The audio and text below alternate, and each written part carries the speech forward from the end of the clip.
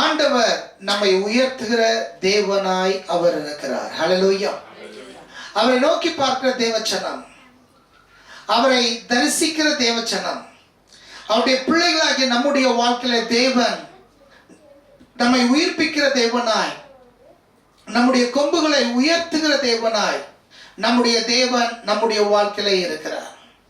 நாம எந்த சூழ்நிலையில் இருந்தாலும் நம்முடைய கொம்புகள் என்று சொல்லும்போது அதிகாரத்தை குறிக்கிறது. கொம்புகள் என்று சொல்லும்போது ஆளுகையை குறிக்கிறது. கொம்புகள் என்று சொல்லும்போது நம்முடைய பெயர் பிரஸ்தாபத்தை குறிக்கிறது. அவைகளை தேவன் உயர்த்துவேன் என்று வாக்கு பண்ணுகிறார். ஹல்லேலூயா, ஹல்லேலூயா.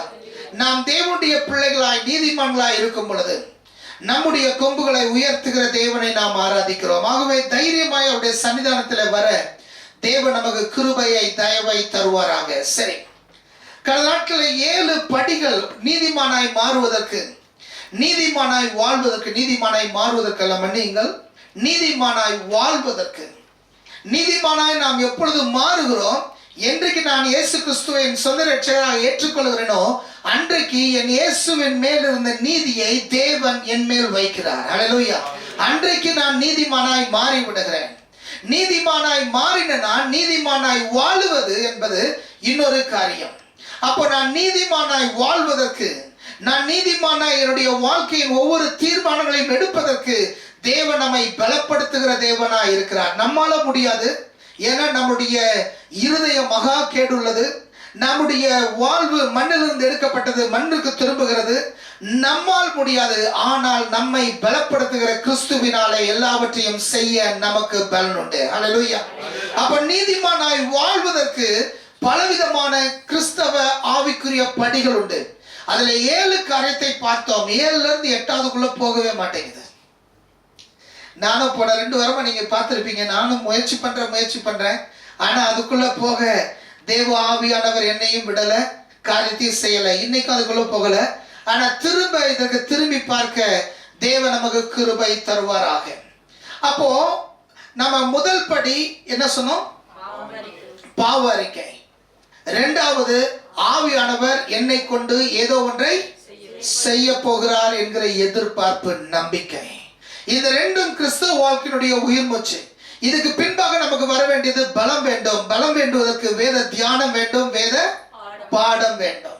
அடுத்தது நம்முடைய வாழ்க்கையில தாழ்மை வேண்டும். தாழ்மைக்கு நாம் ஜெபிக்கிறவர்களாய் இருக்க வேண்டும். இந்த ஜெபிக்கிற நம்முடைய வாழ்க்கையில செயல்படுவர்களாய் இருக்கணும். சேவை என்பது கட்டாயமாய் தேவை. இல்லைன்னா நம்ம சுயநலமா மாறிடுவோம். சுயநலமா இருந்தோம்னா மற்றவர்களுடைய நலனை நாம் கருத மாட்டோம். அதை தேவன் நம்முடைய வாழ்க்கையை விரும்புகிற தேவன் அல்ல. சுயநலத்துக்கு நாம் அடிமைகளாய் மாறி விடுவோம். அப்போ அடுத்தது நமக்கு என்ன தேவை? சேவை தேவை. அதுக்கப்புறமா ஆராதனை. இது 7 காரியங்களும் நம்முடைய உள்ளான மனுஷனை இன்னும் பலவானாய் மாற்றுகிறதா இருக்கிறது.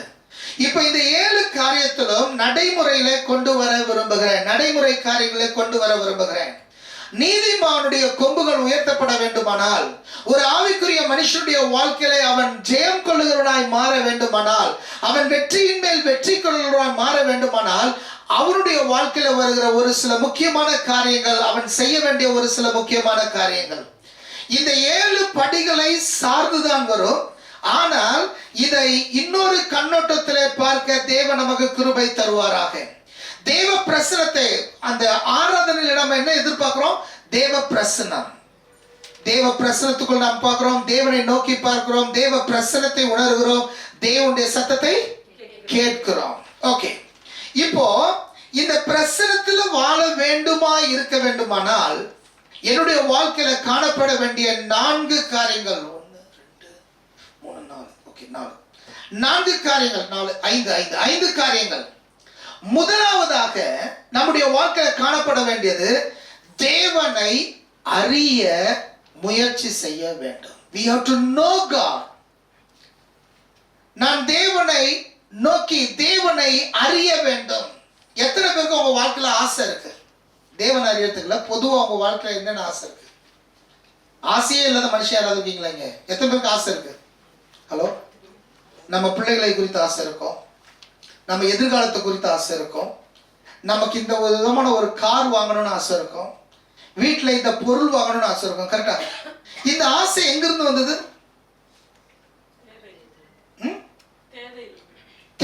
வந்தது ஓகே, தேவையினால ஆசை வந்தது ஓகே, பட் இந்த பொருள் தான் வேணும்ன்ற ஆசைங்கிறது வந்தது. இப்ப குழந்தைக்கு ஒரு தேவை இருக்கு, பசிக்குது, ஆனா பசின்னு சொல்ல தெரியாது. அதுக்கு சாப்பாடு சாப்பிட்டா அந்த பசி மாறணும் தெரியாது. ஆனா அந்த குழந்தை வளரும் போதுதான் பசிச்ச உடனே அம்மாட்ட போய் கேட்கணுன்ற அறிவு வருது. கரெக்டா? அப்போ அந்த அடிப்படையில நமக்கு ஆசை இருக்கு, ரைட்டு. இந்த பொருளை குறித்த ஆசை, இந்த இந்த இந்த நிகழ்வை இப்படி நடத்தணும்னு ஒரு ஆசை, இல்லைன்னா இந்த காரியங்களை இப்படி செய்யணும்ன்ற ஒரு ஆசை. இந்த ஆசை எங்கிருந்து வந்ததுன்னு கேட்கிறேன். ஆல்ரெடி அதை பத்தி தெரிஞ்சதின் மூலமா தான் நமக்கு ஆசை வரும். கரெக்டா? அட்வர்டைஸ்மெண்ட் மூலமா ஒரு காரை பார்த்திருப்போம், இல்லைன்னா ரோட்ல போற ஒரு வாகனத்தை பார்த்திருப்போம், இல்லைன்னா ஒரு திருமணத்துக்கு போயிருப்போம், இல்லைன்னா ஒரு நல்ல காரியத்துக்கு போயிருப்போம், அவங்க நடத்தின விதங்களை பார்த்திருப்போம், ஏதாவது ஒரு வித்தியாசமான ஒரு இடத்துக்கு போயிருப்போம், ஹோட்டலுக்கு போயிருப்போம், அங்க நடந்த ஒரு செவர்ல இருக்கிற ஒரு டெக்கரேஷனை பார்த்திருப்போம். ஏதோ ஒன்றை பார்த்து அதே மாதிரி நம்ம செய்யணுன்ற ஒரு ஆசை, அது நம்மளுடைய வாழ்க்கையில வேணும்ன்ற ஒரு ஆசை. கரெக்டா? கரெக்டா? அப்போ ஆசை எதனால வருது? ஏதோ ஒன்றை நாம் அறிந்ததினாலே. நம்முடைய வாழ்க்கையில தேவனை போல வாழணுன்ற ஆசை, நம்ம வாழ்க்கையில நீதிமான போல வாழணுன்ற ஆசை எப்ப தெரியுமா வரும்? உண்மையான நீதிமானாகிய தேவனை அறியும் போது மாத்திரமே. அவரை அறியதான், அவரை தெரிந்து கொள்ளதான், அவரை நான் நோக்கி பார்க்க தான் எனக்குள்ள அந்த ஆசையை வர ஆரம்பிக்கும். அப்போ அவரை நான் அறியலன்னா அதை பத்தின ஒரு கவலையே இல்லாம இருப்பேன். அதாவது ஆண்டவர் சொல்றாரு, கடவுள் இல்லை என்று மூடன் தன் இருதயத்தில் சொல்லுகிறான். ஏன்னா அவரை அறியலன்னா உனக்கு அடுத்த லெவலுக்கு போகவே தெரியாது, என்ன செய்யணும்னு தெரியாது, என்ன பண்ணணும்னு தெரியாது, உனக்கு அதை பத்தின வெளிச்சமே இல்லாம இருப்ப, இருளில் இருப்ப, அந்தகாரத்தில் இருப்ப. அப்போ தேவனை அறிய வேண்டும். அப்ப ஆவிக்குரிய ஜனமே, நம்முடைய வாழ்க்கையில நம்முடைய இருதயம் எப்பொழுதும் ஒன்றில் நோக்கமா இருக்கணும். நான் இன்னும் என் தேவனை எப்படி அறிவது, இன்னும் என் தேவனை எப்படி கற்றுக்கொள்வது, இன்னும் என் தேவனை எப்படி நான் அறிந்து கொள்ள முயற்சி செய்வது. நமக்கு இருக்கிற எந்த விதமான கலப்படமும் இல்லாத ஒரே ஒரு காரியம் தேவனுடைய பரிசுத்த வேதாகமம். ஹல்லேலூயா. இந்த வேதாகமத்தை நான் அதிகமாய் படிக்க எதுக்கு நான் படிக்கணும்? மனப்பாட வசன போட்டிக்காக படிக்கலாம், சண்டே ஸ்கூல் எக்ஸாமுக்காக படிக்கலாம், இல்லைன்னா ஒரு வேத வினா போட்டிக்காக படிக்கலாம், எதுக்கு வேணா படிக்கலாம். ஆனா அடிப்படை நோக்கம், நான் என் தேவனை இன்னும் அறிய வேண்டும். ஹல்லேலூயா, ஹல்லேலூயா. சண்டே ஸ்கூல்ல எதுக்கு நம்ம எக்ஸாம் வைக்கிறோம்? நம்முடைய பிள்ளைகள் எப்படியாவது தேவனை அறிய வேண்டும். அப்போ நம் தேவனை அறிகிற அறிவில நாளுக்கு நாள் பெருக வேண்டும். அதுல நாம் கவனமாய் இருக்க வேண்டும். நம்முடைய இருதயங்கள், நம்முடைய சிந்தனைகள், நம்முடைய எண்ணங்கள் பலவிதமான தகவல்களாலே நிரப்பப்படுகிறதா இருக்கிறது. ஆனா அவை எல்லாவற்றுக்கும் மேலே என் தேவனை அறிகிற அறிவினாலே நிரப்ப நான் என்ன முயற்சிகள் செய்கிறேன், என்ன பிரயாசம் எடுக்கிறேன், அதற்காக நான் என்ன செயல்படுகிறேன். நம்முடைய பிள்ளைகள் படிப்பதற்கு பலவிதமான டியூஷன்ஸ், பலவிதமான ஸ்கூல்ஸ், பலவிதமான காரியங்கள். நம்முடைய தனிப்பட்ட வாழ்க்கையில், நம்முடைய வேலையில இன்னும் முன்னேறுவதற்கு பலவிதமான கோர்சஸ், பலவிதமான காரியங்கள். ஆனா இவை எல்லாவற்றுக்கும் மேலாக இது எல்லாமே நாடகம் தான். நம்ம படிக்கிறது ஒரு நாடகம், நாம் அடுத்த வேலைக்கு போகிறது ஒரு நாடகம், நம்ம வியாபாரம் செய்வது ஒரு நாடக மேடையில் நமக்கு இருக்கிற ஒரு ஒரு வேஷம் தான் அது. ஆனா இவை எல்லாவற்றுக்கும் மேலாக என் தேவனோடு நான் நித்தியமாய் செலவு பண்ண போகிறேன். என்னுடைய வாழ்க்கையில ஒரு நோக்கமும் ஒரு அர்த்தமும் இருக்கிறது. அதை நான் நிறைவேற்ற வேண்டுமானால் என் தேவனை நான் அதிகமாய் அறிய வேண்டும். ஹல்லேலூயா. I have to know him more. நீங்க தேவனை அறியும் போது மாத்திரமே தேவனை குறித்ததான ஆசை வரும். நான் இப்படி வாழ வேண்டும் என்கிற ஆசை வரும், பரிசுத்தமா வாழணுன்ற ஆசை வரும், வல்லமையா வாழணுன்ற ஆசை வரும், வைராக்கியமா வாழணுன்ற ஆசை வரும், தேவனை நோக்கி பார்த்து வாழணுன்ற ஆசை வரும். தேவனை அறியலன்னு நாம இருட்டில தான் இருப்போம், எதுவும் நமக்கு தெரியாது. நாம நினைச்சிட்டு இருப்போம் நாம செய்யறதா கரெக்ட், நாம பண்றதா கரெக்ட். ஆனா முதலாவது ஒரு ஆவிக்குரிய மனுஷன் அவன் தேவனை அறிய வேண்டும். ஹல்லேலூயா. அந்த அறிதல் எங்கிருந்து ஆரம்பிக்குது? அந்த அறிதல் எங்கிருந்து ஆரம்பிக்குது? நம்மளுடைய அக்னாலஜ்மெண்ட்ல இருந்து ஆரம்பிக்குது. நான் பாவம் செஞ்ச ஆண்டவரே, முதல் படி நான் பாவி, பாவ அறிக்கை. என் தேவன் என்னுடைய வாழ்க்கையில் ஏதோ ஒன்றை செய்ய போகிறார் என்ற எதிர்பார்ப்பு. அதனால்தான் தேவன் தன்னை நமக்கு வெளிப்படுத்துகிறார், அறிய வைக்கிறார். அறியணும் ஆண்டவரே. எங்கிருந்து எனக்கு அறிய முடியும்? வேத தியானம், வேத பாடம். அப்போ தேவனை அறிகிற அறிவு முதல் 4 ஸ்டெப் இதுல அடங்கும். இது எல்லாமே ஒரு மாதிரி கலந்து வரும். இந்த 7 படிகளும் ஒரு மாதிரி கலந்து வரும். நம்ம ஏதாவது ஒன்றை எடுத்து இப்படி இப்படின்னு சொல்லிட்டு போவோம். பட் எவ்ரிதிங் இஸ் மிங்கிள்ட் அப். எல்லாமே ஒன்றோடு ஒன்று கலந்துதான், ஒரு கலவை தான். அப்போ நான் தேவனை அறிய வேண்டும். ஏதாவது ஆகாரத்தை நீங்க அப்படியே சாப்பிட்டு இருக்கிறீங்களா? எதுவுமே சேர்க்காம.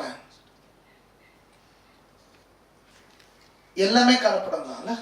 எல்லாமே நம்ம கலந்துதான் சாப்பிட்றோம். ஒரு சாம்பார் வச்சா வெறும் மிளகா பொடி போட்டா சாப்பிட்றோம். காரமா இருக்கணும் பாச்சு, அதில் மிளகா பொடி தண்ணியில கலந்து இப்படியே சாப்பிட்றோம். இல்லை, அதுல உப்பு போடுறோம், அதுல கொஞ்சம் எண்ணெய் போடுறோம், அதுல கொஞ்சம் கடுகு போடுறோம். டிஃப்ரெண்ட் திங்ஸ் என்னமோ அதுல வந்து கலக்குறோம். அப்பதான் அது நம்ம ஏற்புடையதா இருக்கு. கிறிஸ்தவ வாழ்க்கை it is like a mixture. நம்ம எல்லாமே நம்ம அதுல கலக்கணும்.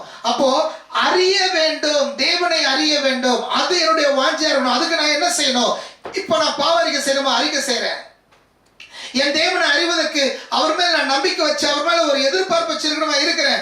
வேதத்தை தியானிக்கணுமா? தியானிக்கிறேன். வேதத்தை படிக்கணுமா? படிக்கிறேன். I am ready to do it, but somehow I have to know him. Hallelujah. ஏதோ ஒன்றை செய்து நான் என் தேவனை அறிய வேண்டும். நேற்று நான் தேவனை அறிந்ததை விட இன்று நான் இன்னும் அதிகமாய் அறிய நான் ஏதாவது ஒன்றை இன்றைக்கு செய்ய வேண்டும். Hallelujah. Hallelujah. இரண்டாவது, அறியும் போது ஆசை ஆட்டோமேட்டிக்கா வந்துடும். அதுக்கு நீங்க தனியா ஒரு ட்ரைனிங்லாம் போக வேண்டாம். ஒரு அட்வர்டைஸ்மெண்ட்டை பார்க்கும்போது நமக்கு ஆசை என்ன பண்ணுது? ஆட்டோமேட்டிக்கா வந்துடுது. அங்க நம்மளுடைய அறிவும் நம்முடைய தேவையும் ரெண்டும் மல்டிப்ளை ஆகும்போது டிசையர் என்பது என்ன வருது? ஆட்டோமேட்டிக்கா வந்துடுது. அப்போ இந்த ஆசைப்பட ஆரம்பிக்கிறோம். நான் தேவனை எவ்வளவு அதிகமாய் அறிகிறேனோ, எவ்வளவு நேர்த்தியா இருக்கிறனோ, அந்த அளவு என்னுடைய வாழ்க்கையில நல்ல ஆசைகள் வரும். நம்ம இந்த உலகம் ஃபுல்லாவே அட்வர்டைஸ்மெண்ட்ல தான் இருக்கு. நிறைய அட்வர்டைஸ்மெண்ட் கொடுக்குறான்னா அவனோட ப்ராடக்ட் சரியில்லைன்னு அர்த்தம். அப்படிதானே? கரெக்டா இல்லையா? நம்முடைய ஆண்டவர் ஆவிக்குரிய வாழ்க்கையிலும் நிறைய அட்வர்டைஸ்மெண்ட் வரும், நிறைய காரியங்கள் வரும். ஆனா என் தேவன் நான் சரியா அறிய ஆரம்பிக்கும் போது என்னுடைய இருதயத்திலே சரியான ஆசைகள் வர ஆரம்பிக்கும். ஆமென். ஹல்லேலூயா. சரியான ஆசைகள் வர ஆரம்பிக்கும். சரியான ஆசைகள் வர ஆரம்பிக்கும். அது ரொம்ப ரொம்ப முக்கியம். ஆசைகள் நிறைய வரலாம், ஆனா சரியான ஆசைகள் என்பது ரொம்ப ரொம்ப முக்கியம். என்னுடைய ஆசை சரியானதுன்றது எப்படி தெரியும்? நான் தேவனை எவ்வளவு அதிகமா அறிகிறேன் என்பதின் அடிப்படையில் என் ஆசை சரியானதாய் மாற ஆரம்பிக்கிறது. நான் ஆசைப்பட ஆரம்பிக்கிறேன். I start desiring. நான் ஆசைப்பட ஆரம்பிக்கிறேன். ஆசைப்படுறதோடு நான் நிற்க கூடாது. ஆசைப்படுறத நான் கேட்க ஆரம்பிக்கணும். என்னது? ஆசைப்படுறத கேட்க ஆரம்பிக்கணும்.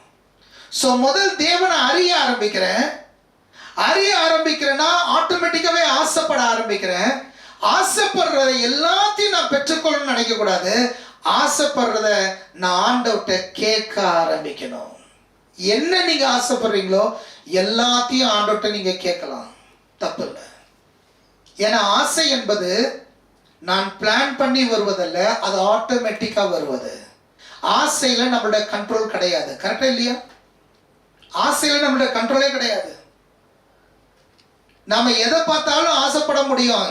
அந்த ஆசைக்கு நம்மளுடைய கண்ட்ரோல் கிடையாது. ஆசை எதன் அடிப்படையில் வருதுன்னா நம்முடைய அறிவின் அடிப்படையிலும் நம்முடைய தேவையின் அடிப்படையிலும் ரெண்டும் மிங்கிள் ஆகும் போது ஏதோ ஒரு கெமிஸ்ட்ரி அங்க ஒர்க் ஆகுது. அந்த கெமிஸ்ட்ரியில ஆசை என்பது பை ப்ராடக்டா வருது. நல்லா யோசிச்சு பாருங்க. நம்முடைய தேவை ஒன்று இருக்கு, நம்முடைய அறிவு ஒன்று இருக்கு.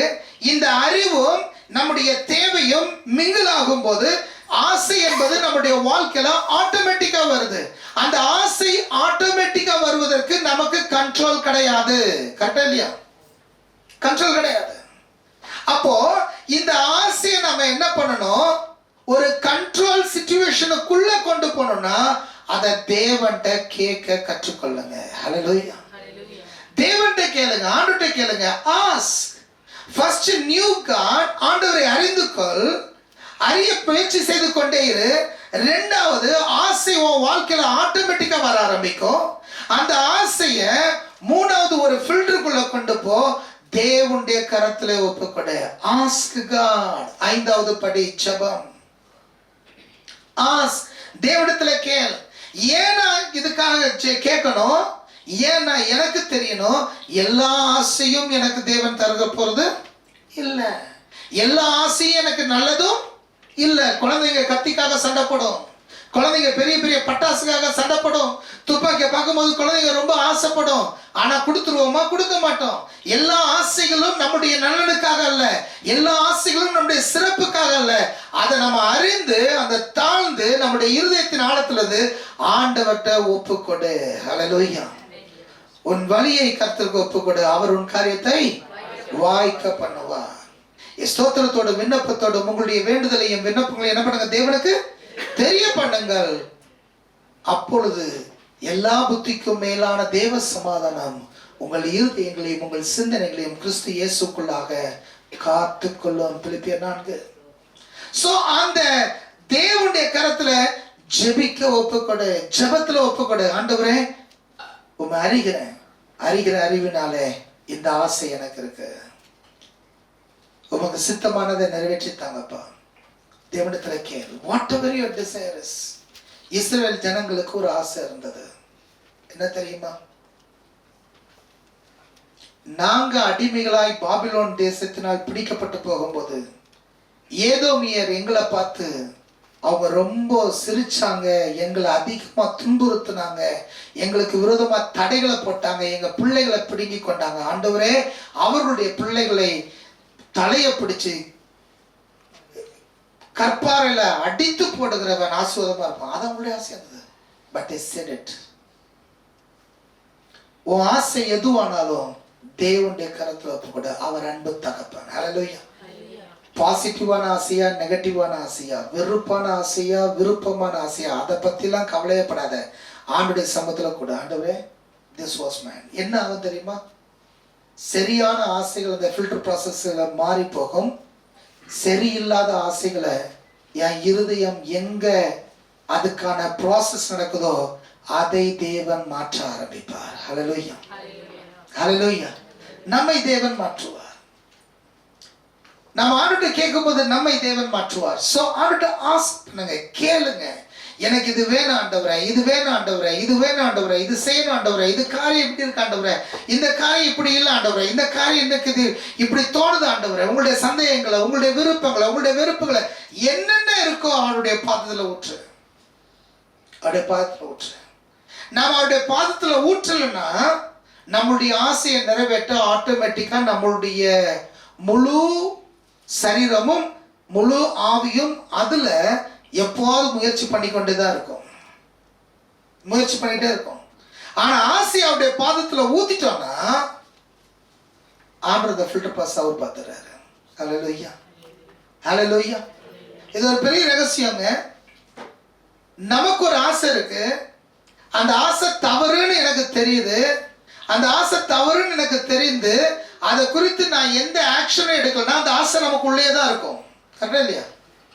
அது உள்ளே தான் இருக்கும், அது மாறாது, அது உள்ளே இருக்கும். அந்த ஆசையை நிறைவேற்றுவதற்கு ஏதாவது ஒரு வாய்ப்பு சந்தர்ப்பம் வரும்போது அந்த ஆசை எட்டி பார்க்கும். அது வரைக்கும் அது உள்ளே இருக்கும். நம்ம ரொம்ப பரிசுத்தமா இருப்போம், ரொம்ப நீதியா இருப்போம், ரொம்ப ஒழுக்கமா இருப்போம், ரொம்ப காரியமா இருப்போம். ஆனா அந்த ஆசை உள்ளே இருந்ததுன்னா அதுக்கான வாய்ப்புக்காக அது காத்துட்டு இருக்குதுன்னு அர்த்தம். ஆனா அந்த ஆசைய ஆண்டுடைய பாதத்துல ஊற்றிட்டீங்கன்னா அவர் சொல்றாரு, எல்லா புத்திக்கும் மேலான தேவ சமாதானம் உங்கள் இருதயங்களையும் உங்கள் சிந்தனைகளையும் கிறிஸ்து இயேசுக்குள்ளாக காத்துக்கொள்ளும். அப்போ he takes the control. அந்த ஆசை அதுக்கு மேல எட்டி பார்க்க முடியாது. நாம என்ன நம்ம நினைப்போம், ஐயோ இது தவறானதாச்சே, இது எப்படி நான் ஆண்டுகிட்ட சொல்றது? இல்ல இல்ல, he knows it well. அவர் தூரத்துல இருந்து நம்முடைய சிந்தனைகளை ஆராய்ந்து அறிகிறார். ஹல்லேலூயா. அவர்கிட்ட சொல்லு. உலகத்துல ஒரு மனுஷன் சொன்னா பிளாக்மெயில் பண்ணுவான். ஆனா என் ஆண்டவர்கிட்ட சொன்னா அவர் நம்மை உருவாக்குகிற ஆண்டவர். ஹல்லேலூயா. ஆண்டவர் நம்ம கிட்ட எதிர்பார்க்கறது என்ன தெரியுமா? இவன் என்கிட்ட எவ்வளவு தூரம் நம்பிக்கையா, எவ்வளவு தூரம் இவன் என்ன நம்புறான், எவ்வளவு தூரம் இவன் என்ன சார்ந்து இருக்கிறான். நம்ம அவரை சாராம நம்மளால ஒண்ணும் செய்ய முடியாது. நாம் அவரில் சார்ந்து இருக்கும் போது அதிக கனிகளை கொடுப்போம். ஹல்லேலூயா. Give it to him. அவருடைய கருத்துல கொடுத்துரு. அடுத்து நீ தைரியமா சொல்லலாம், உங்ககிட்ட கொடுத்தல, நீங்க ஏன் பாதுகாக்கல? ஆனா அவர்கிட்ட கொடுக்காம இருந்தா அவர் பாதுகாக்க மாட்டார். அவர்கிட்ட ஒப்பு கொடுக்காம இருந்தா அவர் காரியத்தை செய்ய மாட்டார். உங்க பிள்ளைகளை ஆண்டுடைய கருத்துல ஒப்பு கொடு. உன்னுடைய குடும்ப வாழ்க்கையை ஆண்டுடைய கருத்துல ஒப்பு கொடு. உன்னுடைய எதிர்கால வாழ்க்கையை ஆண்டுடைய கருத்துல ஒப்பு கொடு. உன்னுடைய பரிசுத்த ஜீவியமா ஆண்டுடைய கருத்துல ஒப்பு கொடு. ஆசைகளை தேவனுடைய கருத்துல ஒப்பு கொடு. விருப்பங்களை தேவனுடைய கருத்துல ஒப்பு கொடு. நீங்க பாருங்க டாடி, நீங்க செய்யுங்க டாடி, நீங்க காரியங்களை பண்ணுங்க டாடி, இது என்னுடைய விருப்பமா இருக்கு, நீங்க பாருங்க, நீங்க செய்யுங்க, நீங்க காரியங்களை ஏற்பாடு பண்ணுங்க, நீங்க நடத்துங்க. Give it to him. Give it to him in prayer. அது தேவனுடைய கருத்துல ஒப்பு கொடு. தேவனுடைய கருத்துல ஒப்பு கொடு. தேவனுடைய கருத்துல ஒப்பு கொடு. ஆண்டவர் இந்த காரியங்களை அவருடைய விதத்துல தேவன் செய்ய ஆரம்பிப்பார். ஹல்லேலூயா. நாம எல்லாமே நமக்கு புரிந்து செய்யலங்க. பல காரியங்களை தேவன் நம்முடைய வாழ்க்கையில செய்கிறார். அவர்கிட்ட கருத்துல ஒப்பு கொடுக்கும் போது அவர் வித்தியாசமாய் வித்தியாசமாய் வித்தியாசமாய் செய்வார். அடுத்தது ஆண்டுகிட்ட கேட்டேன், முதலாவது தேவனை அறிகிற அறிவு, ரெண்டாவது என்னது? ஆசை ஆட்டோமேட்டிக்கா வந்துடும். அந்த ஆசையெல்லாம் தேவனுடைய கரத்துல ஒப்பு கொடுப்பது நாம செய்ய வேண்டியது. தேவனை பற்றி அறிகிற அறிவுக்கும் நாம முயற்சி செய்யணும். ஆசை ஆட்டோமேட்டிக். அந்த ஆசையை தேவனுடைய கரத்துல ஒப்பு கொடுப்பது ஜெபத்தின் மூலமா, விண்ணப்பத்தின் மூலமா, வேண்டுதலின் மூலமா ஆண்டுடைய கரத்துல ஒப்பு கொடுப்பது நாம தான் செய்ய வேண்டும். ஹல்லேலூயா. ஹல்லேலூயா. ஒன்ஸ் நீங்க செஞ்சிட்டீங்கன்னா, ஆண்டுடைய கரத்துல ஒப்பு கொடுத்தீங்கன்னா, நான்காவதாய் செய்ய வேண்டியது acknowledge him. அவரை அங்கீகரிக்க கற்றுக்கொள். அவரை அங்கீகரிக்க கற்றுக்கொள். சொல்லுங்க, நான் என் வாழ்க்கையை ஒப்பு கொடுத்துட்டேன், அடுத்தது ஏதாவது நடக்கும்போது, ஆண்டவரே இந்த காரியம் உம்முடைய அனுமதியின்படியே நடந்திருக்கிறது, அங்கீகாரம் பண்ண அவரை. acknowledge him. தேவ பிள்ளையுடைய வாழ்க்கையில எது நடந்தாலும், எது நடந்தாலும், திரும்ப சொல்லுகிறேன், தேவ பிள்ளையின் வாழ்க்கையில் எது நடந்தாலும் அது என்னுடைய அப்பா ஃபில்டர் பண்ணி என் வாழ்க்கையில் அனுப்பினது மாத்திரமே. ஹல்லேலூயா. ஹல்லேலூயா. எது நடந்தாலும், எது நடந்தாலும் அப்பா ஃபில்டர் பண்ணி அனுப்பினது மாத்திரமே. என்னை நேசிக்கிற என்னுடைய அன்பு தகப்பன், பரலோக தகப்பன், என்னுடைய வாழ்க்கையில் இது நடக்க வேண்டும் என்று சொல்லி அவர் என்னுடைய வாழ்க்கையில ஃபில்டர் பண்ணி அனுப்பினது மாத்திரமே. ஆகவே அந்த சூழ்நிலையில தேவனை அங்கீகாரம் பண்ணு. acknowledge him in every situation. தோல்வி அடைதா, ஆண்டவரே நான் உம்மை அங்கீகரிக்கிறேன், நீர் இதை என் வாழ்க்கையில் அனுமதித்திருக்கிறீர். ஹல்லேலூயா. ஹல்லேலூயா. வேதனையான சூழ்நிலை வருதா, இதை என் வாழ்க்கையில் நீர் அனுமதித்திருக்கிறீர். மரணம் வருதா, இதை என் வாழ்க்கையில் நீர் அனுமதித்திருக்கிறீர். என்னுடைய வாழ்க்கையில இந்த காரியம் நடக்குதா, இதை என் வாழ்க்கையில் நீர் அனுமதித்திருக்கிறீர்.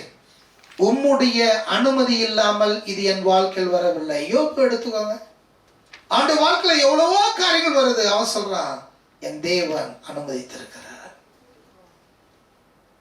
I know my Redeemer lives. என் தேவன் அவர் இருக்கிறார் என்பதை நான் அறிவேன். அந்நிய கண்கள் அல்ல, என் சொந்த கண்கள் அதை காணும். அங்கீகரிக்க கற்றுக்கொள். இந்த அங்கீகரிக்காம இருக்கும்படி பிசாசு என்னென்ன சந்தேகங்களை நமக்கு கொண்டு வரணுமோ எல்லாத்தையும் கொண்டு வர முயற்சி பண்ணுவான். ஆனா நீ அங்கீகரிக்கும் போது அவரை தேவன் என்று நீ அங்கீகரிக்கிறாய். நீங்க ஒரு இடத்துல போயிட்டு இருக்கிறீங்க, ஒரு தவறை செஞ்சிட்டீங்க, ஒரு பாவம் செஞ்சிட்டீங்க, அக்னாலஜ், அங்கீகாரம் பண்ண. ஆண்டவரே இந்த தவறை செய்யும்போது நீங்க பார்த்தீங்க, நீங்க அனுமதிச்சீங்க, அதனாலதான் நான் இதை செய்ய முடிஞ்சது. அங்கீகாரம் பண்ண, அங்கீகாரம் பண்ண, அக்னாலஜ்.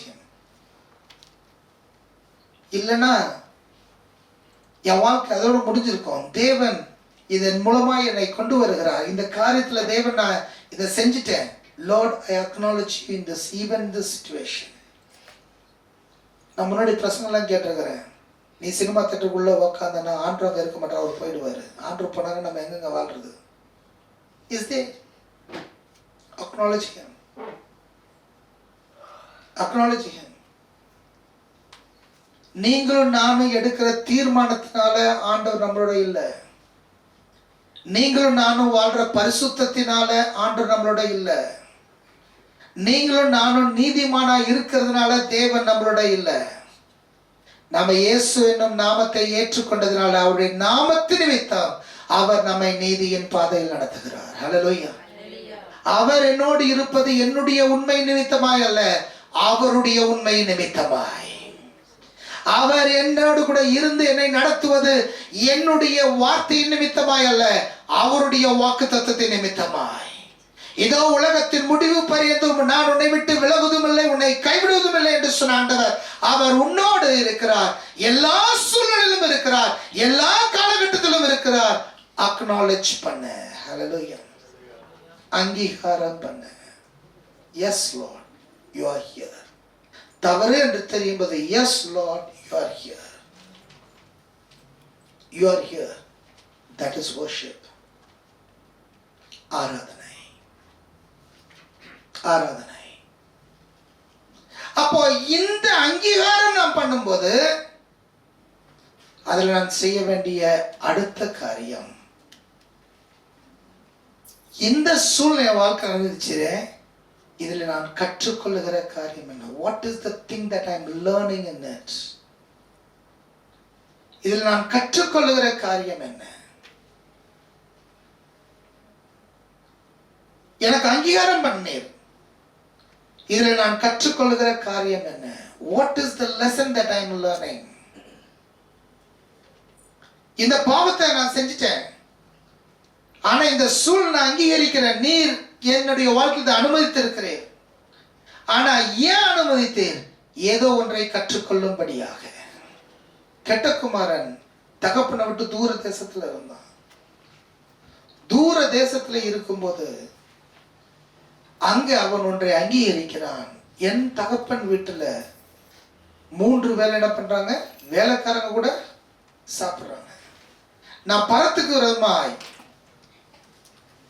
என் தகப்பனுக்கு விரோதமாகவும் பரத்துக்கு விரோதமாக நான் பாவம் செய்தேன். ஐ கமிட் sin. அதுக்கப்புறமா என் தகப்பனுடைய வீட்டிலே மகனாய் அல்ல, தகப்பனுடைய வீட்டிலே வேலைக்காரனாய் நான் இருப்பேன் என்று தீர்மானித்து அவன் திரும்பி வரான். திரும்பி வந்துட்ட பிறகு அவங்க அப்பா அவனை வேலைக்காரனா இல்லை, அவனுடைய மகன் என்ன பண்றாரு? ஏற்றுக்கொள்ளுகிறார். என் மகன் மரித்தான், ஆனா இப்ப என்ன பண்ணிருக்கான்? உயிரோடு வந்தான் என்று சொல்லி அவனுக்கு முத்திர மோதிரத்தை கொடுத்து, பாதரட்சியை கொடுத்து, அவனுக்கு வஸ்திரத்தை கொடுத்து, அவனை குளிப்பாட்டி அவனுக்காக விருந்தை ஏற்பாடு பண்ணுகிறார். இப்போ இந்த இளையகுமாரன் ஒரு பாடத்தை கற்றுக்கொண்டான். என்ன பாடம் தெரியுமா? எங்க அப்பாவை போல என்னை நேசிக்க இந்த உலகத்துல யாரும் இல்லை. When he learned that lesson, அந்த பாடத்தை அவன் கற்றுக்கொண்ட பிறகு அவங்க அப்பாவோடு இருக்கிற உறவு வித்தியாசமா இருக்கும். முன்னாடி அவங்க அப்பாவை நேசித்ததை விட இப்போ அவங்க அப்பாவை என்ன பண்ணுவான்? அதிகமா நேசிப்பான். முன்னாடி அவங்க அப்பா கிட்ட வரும்போது என் ஃப்ரெண்ட்ஸோட செலவு பண்றதுக்கு காசு வேணும்னு கேட்டிருப்பான். இப்போ அவங்க அப்பா கிட்ட வரும்போது நீங்க எதுவுமே கொடுக்கலனாலும் நான் இங்கேயே இருப்பேன். ஆனா அவங்க மூத்த சோதனை பாருங்க, அவன் என்ன பண்ணான்? இவ்வளவு நாள் நான் இங்க இருந்தேன், எனக்காக நீ ஒண்ணு சரி. அவங்க அப்பா என்ன சொன்னாரு? எல்லாமே உன்னோட தானடா. ஆனா அவனால அதை புரிந்து கிரகிக்க முடியல. வெளியே போயிட்டு வந்தவனுக்கு அது புரிந்து கிரகிக்க முடிகிறது. சோ நான் எந்த வழியில போனேன்ல, அந்த வழியில என் தேவனை அங்கீகரிக்கிறேனா? Do I recognize and acknowledge my God there? அந்த acknowledge பண்ணீங்கன்னா ஆண்டவர் கற்றுக்கொள்கிற பாடத்தை கற்றுக்கொள்ள ஆரம்பிங்க. இந்த சூழ்நிலையில நீர் என்ன அனுமதிச்சிருக்கிறீர், இந்த சூழ்நிலையை சும்மா அனுமதிக்கல ஆண்டவரே, நான் ஏதோ ஒன்றை கற்றுக்கொள்ள விரும்புகிறேன், அதை கற்றுக்கொள்ள முயற்சி பண்ணு. நீ கற்றுக்கொள்ளனா கற்றுக்கொள்ளுகிற வரைக்கும் அது போன்ற சூழ்நிலை நம்முடைய வாழ்க்கை மாறி மாறி வந்து கொண்டே இருக்கும். Until I learn the lesson, this kind of situation will follow in my life continuously. இளையகுமாரனுடைய அதே காரியத்தில் எடுத்துப்போம். அவன் அப்பாட்ட கேட்கிறான், சண்டை போடுறான், தன்னுடைய சொத்துல பாதியை வாங்கிக்கிறான். Okay fine. அவன் போயிட்டு அடுத்த நாளே அவன் மனம் திரும்பி வந்தானா? இல்ல. அவனுடைய வாழ்க்கையில பல நாட்கள் நண்பர்கள் இருந்தாங்க, பலவிதமான வேசித்தனங்கள், பலவிதமான காரியங்களை அவன் செலவு பண்றான். ஒவ்வொரு நாளும் அவனுடைய வாழ்க்கையில வாய்ப்புகள் இருந்தன திரும்பி வருவதற்கு. But he is not turning back, not turning back, not turning back, not turning back. ஏன்? அவங்க அப்பாவுடைய அன்பை கற்றுக்கொள்ளுகிற வரைக்கும் அவனுடைய வாழ்க்கையில திரும்ப திரும்ப வந்து கொண்டே இருந்தது. ஏன் ஆண்டவர் என் வாழ்க்கையில ஒரு சில காரியங்களை அனுமதிக்கிறார்? ஒரு பாடத்தை கற்றுக்கொள்ள. வெளியே போன 2 நாள்லயே கற்றுக்கொண்டு திரும்பலாம். வெளியே போய் கொஞ்சம் பணம் செலவான உடனே கற்றுக்கொண்டு திரும்பலாம். வெளியே போய் ஒரு சில நண்பர்கள் பிரிந்த உடனே கற்றுக்கொண்டு திரும்பலாம். வெளியே போய் வேற இடத்துல வேலை செய்ய ஆரம்பிக்கிற ஒரு நிலைமை வந்த உடனே கற்றுக்கொண்டு திரும்பலாம். ஆனா பன்னியுடைய ஆகாரத்தை சாப்பிடுற அளவுக்கு அவன் நிலைமை வந்த பிறகுதான் அவன் பாடத்தை கற்றுக்கொண்டான். அதுவும் அவன் பாடத்தை கற்றுக்கொண்டான் என்று சொல்ல முடியாது. தகப்பனை அக்னாலேஜ் பண்ண ஆரம்பிச்சான். தகப்பனை குறித்து யோசிக்க ஆரம்பித்தான். தகப்பனை குறித்து யோசித்து அவனுடைய தேடுதல் மீண்டும் தகப்பனுடைய வீட்டுக்கு நேராக வந்தது. வீட்டுக்கு நேரம் தகப்பனை பார்க்கிற வரைக்கும் நான் அவருடைய வேலைக்காரனா இருப்பேன், அதுதான் அவனுடைய அறிவு. ஆனா தகப்பன் தன்னுடைய எல்லாவற்றையும் கொடுத்து அவனை மீண்டுமாய் மகனாய் ஏற்றுக்கொண்ட போதோ அவன் தகப்பனை அறிந்து கொண்டான். ஹல்லேலூயா. அறியும் போது ஆசை வருகிறது. என்ன ஆசை அவனுடைய இருதயத்தின் ஆழத்துல வரும்? நான் இன்னும் என் அப்பாவுக்கு நேசமான மகனா மாறணும். அதுக்கு நான் என்ன செய்யணும்? ஓகே செய்யறேன், எவ்வளவு வேணா செய்யறேன். திருப்பி அந்த ஸ்பிரிச்சுவல் சர்க்கிள் திரும்ப நம்முடைய வாழ்க்கையில வளர ஆரம்பிக்குது. நீ எந்த சூழ்நிலையில என்ன அடிமட்ட நிலைமையில போனாலும் ஒன்றை புரிந்துக்கோ, என் தேவன் என்னுடைய வாழ்க்கையில இதை அனுமதித்திருக்கிறார். God has given this after the filter process. அவர் எல்லாவற்றையும் ஆராய்ந்து பார்த்து என்னுடைய வாழ்க்கையில இதை அனுமதித்தார். ஆதாமுடைய வாழ்க்கையில ஒன்றை அனுமதித்தார், ஏவாளுடைய வாழ்க்கையில ஒன்றை அனுமதித்தார். என்ன? நன்மை தீமை அறியத்தக்க கனியை அவர்கள் உட்கொள்ளும்படியாக. அவங்க சாப்பிட வேண்டிய அவசியம் இல்லை.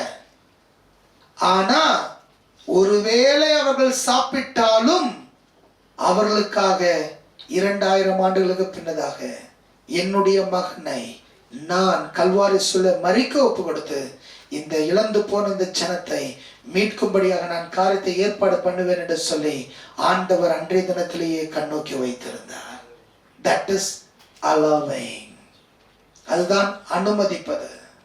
நம்முடைய வாழ்க்கையில தேவன் ஒன்றை அனுமதித்தால் அதை மாற்றிக்கொள்வதற்கான வாய்ப்பை தேவன் நமக்கு தருவார். அதை கற்றுக்கொள். ஆதாமுடைய வாழ்க்கையில ஏவாளுடைய வாழ்க்கையில தேவன் அனுமதித்ததை மீட்டெடுப்பதற்கு மனித குலம் கற்றுக்கொள்வதற்கு பல ஆண்டுகள் ஆகிறது. ஓ வாழ்க்கையில என் வாழ்க்கையில ஆண்டவரே நான் அங்கீகரிக்கிறேன். ஆண்டவரே இந்த சூழ்நிலை நான் அங்கீகரிக்கிறேன். ஆனா ஏன் இந்த சூழ்நிலை வாழ்க்கையில வந்தது? அதை கற்றுக்கொள்ள விரும்புகிறேன். எனக்கு கற்றுத்தாங்க டாடி. Teach me Lord. கற்றுக்கொள்ளும் போது திரும்ப அந்த சூழ்நிலைக்குள் நான் கடந்து போக தேவனை அனுமதிப்பதில்லை. கற்றுக்கொள்ளாத வரைக்கும், கற்றுக்கொள்ளுகிற வரைக்கும் அதன் வழியாய் கடந்து போக தேவன் அனுமதிக்கிறார். சோ நம்ம இன்னைக்கு பார்த்த காரியம், தேவனை அறிகிற அறிவு. அவரை அறிந்து கொள்ள முயற்சி பண்ண, அதுக்கு நீங்க தான் முயற்சி பண்ணணும், நீங்க தான் செய்யணும். அவரை அறிய அறிய என் வாழ்க்கையில ஆசைகள் வரும். அந்த ஆசைகளை நான் 2வது 3வது ஸ்டெப் என்ன பண்ணோம்? ஜபத்துல அவருடைய கரத்துல ஒப்பு கொடு. ஜபத்துல ஒப்பு கொடுத்த பிறகு நீ ஒன்ன புரிஞ்சுக்கோ, நீ ஜீவனுள்ள தேவன்ட்ட உன் வாழ்க்கையை ஒப்பு கொடுத்திருக்கிற, ஜீவனுள்ள தேவன்ட்ட உன் வழியை ஒப்பு கொடுத்திருக்கிற.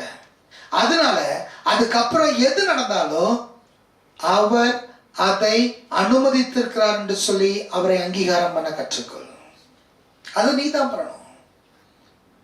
அங்கீகாரம் பண்ணும்போது ஆண்டவரே கேள், ஆண்டவரே இதுல கற்றுக்கொள்ள வேண்டிய காரியம் என்ன? What is the thing that you want me to learn? எனக்கு கற்றுத்தாங்க daddy. God will teach you. அதை மறக்காம உன் மனதில் நினைவு வைத்து அதற்கான அடையாளங்களை வைத்து உன் வாழ்க்கையில ஓட ஆரம்பி. ஆண்டவர் நம்முடைய வாழ்க்கையை ஜெயமுள்ள வாழ்க்கையை மாற்றுவார். இப்படி செய்யும்போது தேவ பிரசனத்துல தொடர்ந்து இருக்க தேவனுக்கு கிருபை தருகிறார். தேவ பிரசனம் என்பது நம்முடைய ஆராதனை. அதுதான் நம்முடைய கிளைமேக்ஸ். அந்த ஆராதனை தேவ பிரசனத்தை நம்முடைய வாழ்க்கையில எல்லா இடத்திலும் அனுமதிக்கணும்னா இந்த சுழற்சி நம்முடைய வாழ்க்கையில் இருந்து கொண்டே இருக்கும். அந்த தேவ பிரசனத்தை நம்ம அனுபவிக்க தான் என்னுடைய உள்ளான மனுஷன் தேவன் விரும்புகிற மனிதனாய் மாற முடியும். தேவன் பயன்படுத்துகிற பாத்திரமாய் மாற முடியும். தேவன் உருவாக்குகிற பாத்திரமாய் மாற முடியும். நம்முடைய வாழ்க்கை உடைந்து போன பல காரியங்கள் உண்டு. ஆனா அந்த உடைந்து போன காரியங்களை தேவன் அழகாய் மாற்றி கற்சாடியை மேலான ஆசீர்வாதமாய் மாற்றின ஆண்டவர் நம்முடைய வாழ்க்கையை மேலான ஆசீர்வாதமாய் மாற்றுவார். அப்ப நாம ஒப்பு கொடுக்க வேண்டியது முதலாவது, தேவனை அறிய நான் முயற்சி பண்ணணும். I have to know about my God somehow. சரியாய் அறிய தேவனுக்கு கிருபை தருவாராக. நாம படிக்கிறதுல பிஸியா இருக்கலாம், நம்ம வேலை செய்யறதுல பிஸியா இருக்கலாம், நம்மளுடைய தொழில பிஸியா இருக்கலாம், ஊழியத்துல பிஸியா இருக்கலாம், பல காரியங்கள் நம்ம பிஸியா இருக்கலாம். But the very purpose, I have to know God more. இன்னும் நான் தேவனை அறிய விரும்புகிறேன். இன்னும் நான் தேவனை உணர விரும்புகிறேன். இன்னும் நான் தேவனை குறித்து அதிகமாய் கற்றுக்கொள்ள விரும்புகிறேன். ஆழ்கடல் அளந்தும் இயேசுவின் அன்பை அறிய முடியவில்லை என்று சங்கீதக்காரன் பாடுகிறான். தேவனை அறிய தேவன் நமக்கு கிருபை தருவாராக. இரண்டாவது, தேவனை அறிய நீ முயற்சி செய்யும் போது ஆசைகள் நம்முடைய வாழ்க்கையில உலகத்தின் மிக்ஸில் வரும், தேவனை அறிகிற அறிவுல வரும், மற்ற எல்லா விதமான மிக்ஸிலும் வரும். ஆசைகள் பல வரும். அந்த ஆசைகளை தேவனுடைய கரத்துல ஒப்புக்கொடு, ஜபத்துல ஒப்புக்கொடு. ஜபத்துல ஒப்பு கொடுக்கிற பிறகு உன் வாழ்க்கையில எல்லாவற்றிலும் அக்னாலஜ் பண்ண ஆண்டவர் என் வாழ்க்கையில அனுமதித்து இருக்கிறார். எது வேணாலும், whether it is positive or negative, பிளஸ்ஸோ மைனஸோ, அக்னாலஜ் பண்ண. நான் என் வாழ்க்கை அவர்கிட்ட ஒப்பு கொடுத்துட்டேன். இன்னைக்கு என் வாழ்க்கையில் நடப்பது தேவன் அனுமதித்து இருக்கிறார். அக்னாலஜ் பண்ண, அதை அங்கீகாரம் பண்ண. அங்கீகரித்த பிறகு ஆண்டுட்டே கேளாண்டே, what is the lesson that you want me to learn? இதை நீ அனுமதித்தா வந்தது, நான் அங்கீகாரம் பண்றேன். ஆனா என்ன பாடத்தை நான் கற்றுக்கொள்ள வேண்டும் என்று விரும்புகிறேன். கற்றுக்கொள், அதை உன் வாழ்க்கையில் கடப்படி. உன்னுடைய வாழ்க்கை ஆவிக்கிற வாழ்க்கையில முன்னேறுகிற வாழ்க்கையை மாறும். கண்களை மூடுவோம், தலையில தாழ்த்துவோம். தேவனோடு அந்த ஐக்கியத்தில் நினைத்து நிற்பது, enjoying the presence of God in spite of any situation. எந்த சூழ்நிலையா இருந்தாலும் தேவனை அங்கீகரிப்பது, தேவனோடு, தேவன் என்னோடு கூட இருக்கிறார், நான் தேவனோடு கூட இருக்கிறேன் என்கிற அந்த பிரசன்னத்தை உணர்வது என்பது தேவ பிள்ளைக்கு தேவன் கொடுத்திருக்கிற ஒரு பெரிய ஆசீர்வாதம். அவரை அறிய முயற்சி பண்ண தேவ பிள்ளைய, try to know him. அவரை அறிய முயற்சி பண்ண. வேதத்தை படி, வேதத்தை படி, வேதத்தை குறித்து படி, வேதத்தை படி. அவரை அறிய முயற்சி பண்ண. அவரை அறிய முயற்சி பண்ண. ஒரு இரண்டாவது படி, உன்னுடைய வாழ்க்கையில் ஆசைகள் வரும். அது உலகத்தின் அடிப்படையில் இருக்கலாம், பிசாசின் அடிப்படையில் இருக்கலாம், ஆவிக்குரிய அடிப்படையில் இருக்கலாம், வேதத்துல இருந்து இருக்கலாம். பலவிதமான ஆசைகள் வரும். அவரை இன்னும் அதிகமா அறிய அறிய அந்த ஆசைகள் மாறும். But still it will come. அதை தேவ சமூகத்துல ஜபத்துல ஒப்புக்கொடு. வாட் எவர் யுவர் டிசைர்ஸ், எதெல்லாம் உடைய ஆசையா இருக்கோ எல்லாவற்றையும் தேவ சமூகத்துல ஒப்புக்கொடு. ஒப்பு கொடுத்த பிறகு ஒன்றை புரிந்து கொள், என் தேவன் அனுமதித்து மாத்திரமே என்னுடைய வாழ்க்கையில் வரும். ஒவ்வொரு சூழ்நிலையிலும் ஆண்டவர் எனக்கு கற்றுக் கொடுக்க வேண்டிய பாடம் என்ன என்று சொல்லி கேள். ஒரு சில சூழ்நிலை தேவனை துதிக்க ஆரம்பிப்போம். ஒரு சில சூழ்நிலையில தேவனுடைய பாதத்திலே பாடத்தை கற்றுக்கொள்ள ஆரம்பிப்போம். அவன்கிட்ட கேளு, அவன்கிட்ட கேளு. What lesson that you want me to learn through this difficult situation? இந்த கடினமான சூழ்நிலையில நீர் எனக்கு கற்றுக் கொடுக்க விரும்புகிற பாடம் என்ன ஆண்டவரே? அதை கற்றுக்கொண்டேன்னா அடுத்த உயர்வுக்கு தேவனை கொண்டு போவார். அடுத்த வளர்ச்சிக்கு தேவனை கொண்டு போவார். அநேகருக்கு ஆசீர்வாதமாய் தேவனை மாற்றுவார். நீ வாளாகாமல் தலையாவாய், நீ கீழாகாமல் மேலாவாய். ஆண்டவர் நம்மை மேன்மையாய் நடத்துகிற ஆண்டவர். உன்னை தேவன் அழைத்ததற்கு ஒரு நோக்கம் உண்டு. உன்னை தேவன் தெரிந்து கொண்டதற்கு ஒரு நோக்கம் உண்டு. உன்னை தேவன் முன்குறித்ததற்கு ஒரு நோக்கம் உண்டு. உன்னை தேவன் வேறு பிரித்ததற்கு ஒரு நோக்கம் உண்டு. இந்த காலைவேளை தேவ பிள்ளை அவரை அறிய முயற்சி பண்ண, அவரை அதிக அதிகமாய் அறிந்து வாழ்க்கை அவரிடத்துல ஒப்பு கொடுத்து, தேவன் அனுமதித்தது மாத்திரமே என் வாழ்க்கை நடக்கிறது என்று அவரை அங்கீகரித்து, ஆண்டவர் கற்றுக் கொடுக்க வேண்டும் விரும்புகிற பாடத்தை கற்றுக்கொண்டு முன்னேற தேவன் நமக்கு கிருபை தருவாராக. தகப்பனே, இந்த நல்ல வேலைக்காக உமக்கு நன்றி சொல்லுகிறோம். ஆசீர்வாதமான இந்த நாளிலும் என் தேவன் எங்களோடு பேசி நம்முடைய வார்த்தைகளுக்காக உமக்கு நன்றி. இந்த வார்த்தைகள் எங்கள் ஒவ்வொருடைய வாழ்க்கையிலும் ஆம் என்றும் ஆமேன் என்றும் கிரியை செய்யட்டும். அது எங்களுடைய வாழ்க்கையில நன்மைகளை, கிருபைகளை, மேன்மைகளை கொண்டு வரட்டும். ஆண்டவரே, ஆவியானவர் எங்களுடைய வாழ்க்கையில் ஆரம்பித்திருக்கிற அந்த நல்ல வேலையை செய்து முடிக்க நீர் போதுமான தேவனாய் இருக்கிறீர். எங்களோருடைய வாழ்க்கையில் நீர் செய்து முடிக்க போகிறபடியால் உமக்கு நன்றி. நாங்கள் ஒவ்வொரு நாளுக்கு நாள் இன்னும் கிறிஸ்துவை போல மறுரூபமாக்கப்பட்டு வாழ எங்களுக்கு கிருபை தாங்க. எங்களை தாழ்த்துகிறோம், உடைய கரத்தில் போடுகிறோம். நீர் பெருக நாங்கள் சிறுக எங்களை ஒப்புக் கொடுக்கிறோம். இயேசுவின் நாமத்தில் கேட்கிறோம் நல்ல பிதாவே, ஆமென்.